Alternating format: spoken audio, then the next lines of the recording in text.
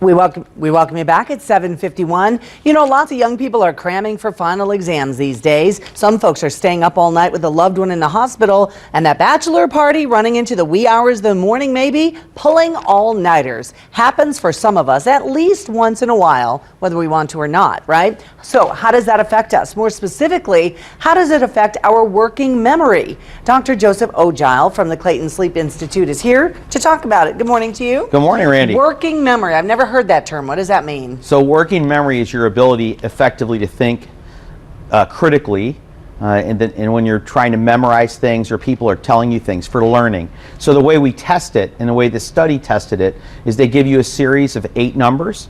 You have to remember those numbers. Not only remember them, you have to remember them in order. Oh, sequential. Sequential. So okay. That's a memory. That's what we look at as working memory. Obviously, I'm sure you don't recommend pulling all-nighters under any circumstances, but I mean, what does that do to us physiologically in addition to our working memory? Yeah, so this is, and I appreciate you addressing such a serious topic today, which is when people are sleep deprived like this, they become impaired.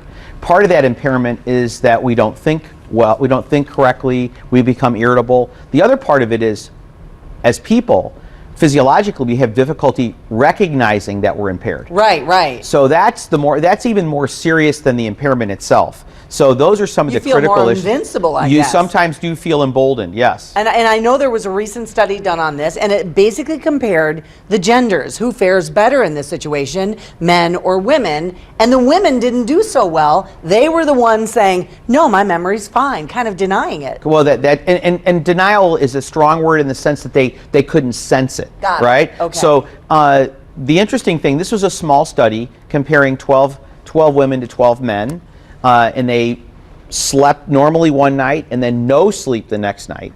And indeed, in this small study, it did appear that the women fared more poorly than the men. Yeah. I would caution folks, though, that's not a bulletproof vest for men. This study was small, and in other studies, there's been some disagreement with that. And in fact, it shows that over a long period of time with poor sleep quality or sleep deprivation, men do as poorly or even worse. So we have to be careful. I think the take home would be both of us, both genders, are at very high risk for impairment. Okay, so say we do have that bachelor party, or we go out all night, or we just went to breakfast and oh my gosh, it's 7 a.m. already. It happens, right? It does happen. Or the exams. How long does it take our body, anybody, to recover from one of those? If it's a single night, you should be able to recover in 1 or 2 nights. If it's just one night. If it's a chronic problem, Randy, then we have to step back and be a bit more strategic in how we approach that and take several weeks to months to catch up on our sleep and get back into a healthy pattern.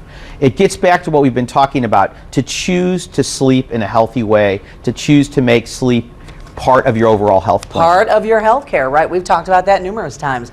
Thank you very much. Some enlightening information. So if you're thinking about that all-night rager, think of the after effects. Our thanks to Dr. Joseph Ojile from the Clayton Sleep Institute. If you want to learn more about the study, we've got a link to it on our website, fox2now.com, as well as our Fox 2 St. Louis app.